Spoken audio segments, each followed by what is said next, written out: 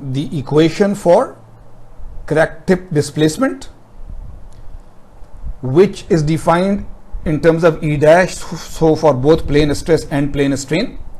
In terms of Ry, the plastic zone correction by Irwin, which is this, right? So this is where you are right now. So if you put this Ry here in this equation, then you get an expression for the crack tip opening displacement. So figure wise, right, that there is an initial crack, which is sharp, and then according to the Irwin correction, this Ry is there. So this circle, right, with Ry as the radius is the plastic zone. If this is the plastic zone, then this is the blunted crack, and we are trying to find this crack tip opening displacement, that the crack was originally sharp, it has now opened up, right? So this is how schematically it can be represented. Now the last two equations that we showed you, the equation for Ry was there and so forth. Now crack tip opening is 2 times Uy. If you see in the previous figure, Uy is from the center to one side.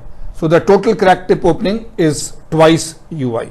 And if you substitute the Ry in the Uy equation, you will simplify and get 4 upon pi k1 squared by sigma by E, sigma by S. So now this is brilliant. You see, this is the K1, this is the applied stress intensity. Try to find this out for any applied remote stress sigma, right? K1 is equal to y sigma root pi A. And this is yield strength, this is the elastic modulus of the material. So this is brilliant, that you can find the crack tip displacement by very well-known things. Of course, as I keep on reminding you, from trying to experimentally determine the fracture toughness of many structural steels, it is a very, very difficult job because these are ductile materials, not very brittle. Then coming to the conclusion that we are seeing a lot of crack tip opening because of the ductility of these materials. So let us introduce crack tip opening as a measure of the fracture toughness of elastic plastic materials to the development that how do we mathematically do it, years and years of research and so on. And now for us, this is the direct result, right? Alternatively, CTOD can be related to the energy release rate. This is K1, the stress intensity. So we remember that G is equal to K1 squared by E. Remember, we had already done that in the previous chapter. So you can find G in terms of K1, or instead of K1 squared, you can write G into E, right? K1 squared is equal to G into E. So that is it. So it becomes 4 upon pi G upon sigma by S, because the E and the E cancel out and so on. So you can define crack tip opening displacement in terms of the stress intensity K1 or in terms of the energy release rate G, right?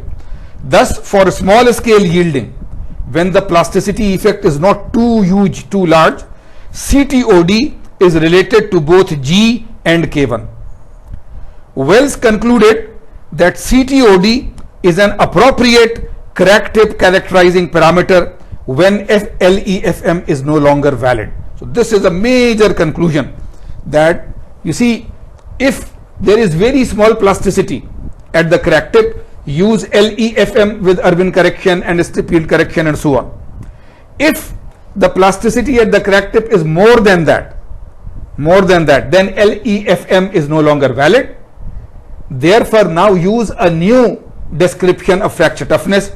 So this CTOD is a good appropriate measure to do that, right? So this is the conclusion of all the work of Wells and his group.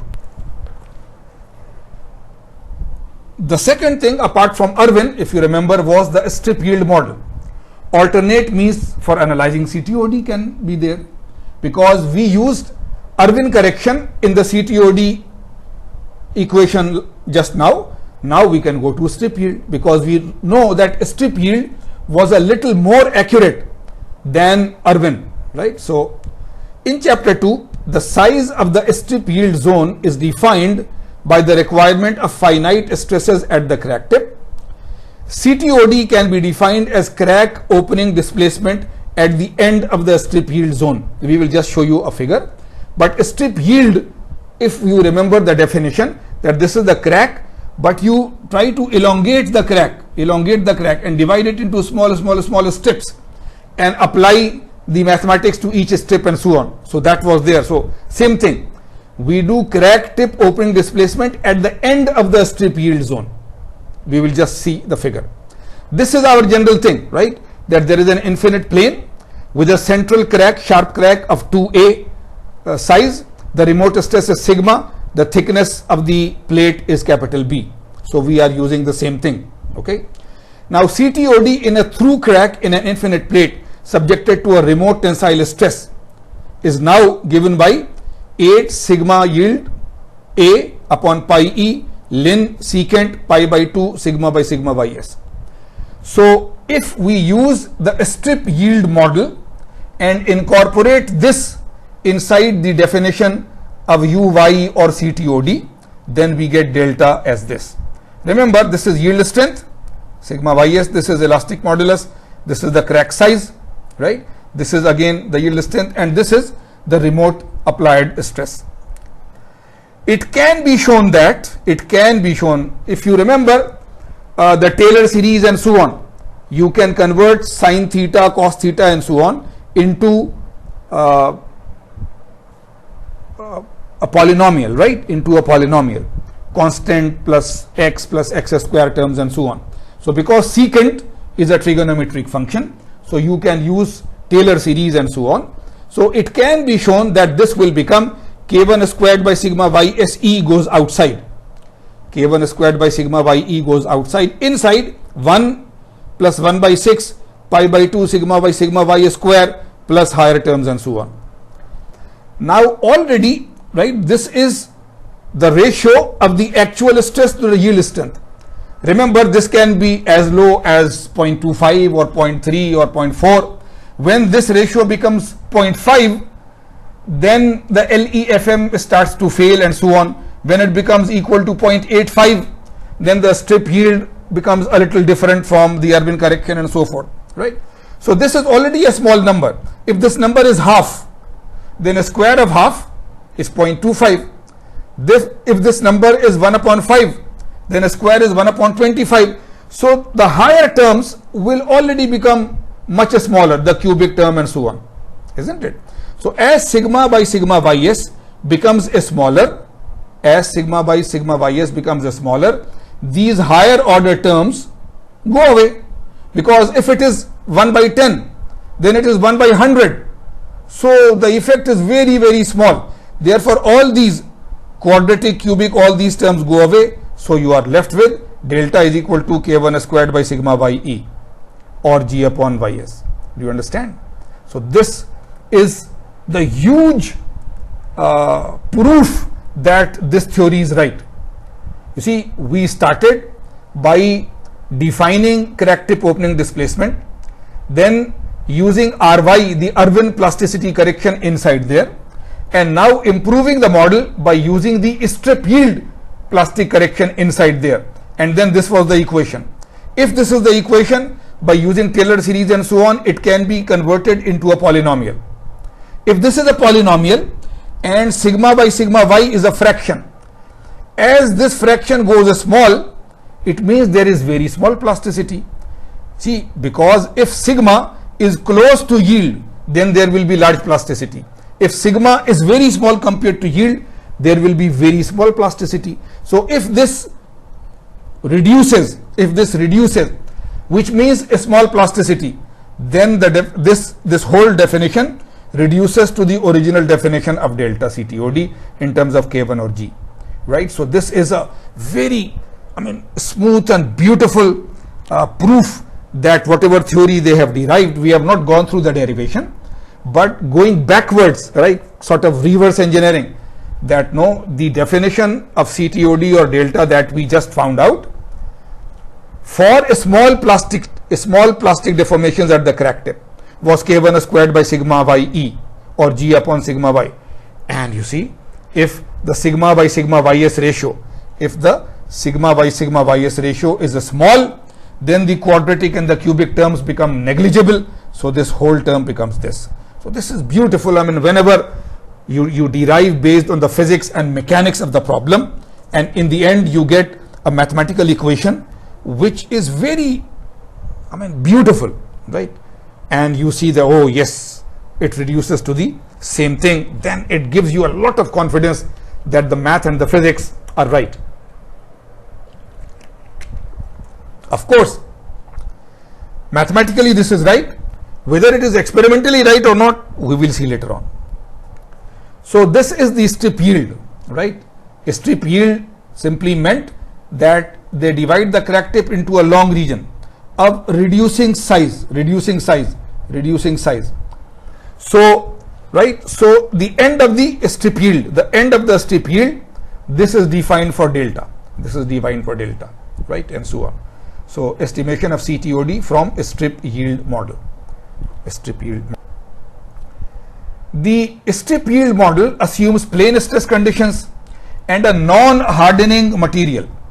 Last time, at the end of the last chapter, we used this word, but I did not go into its detail. Now I want you to pause here.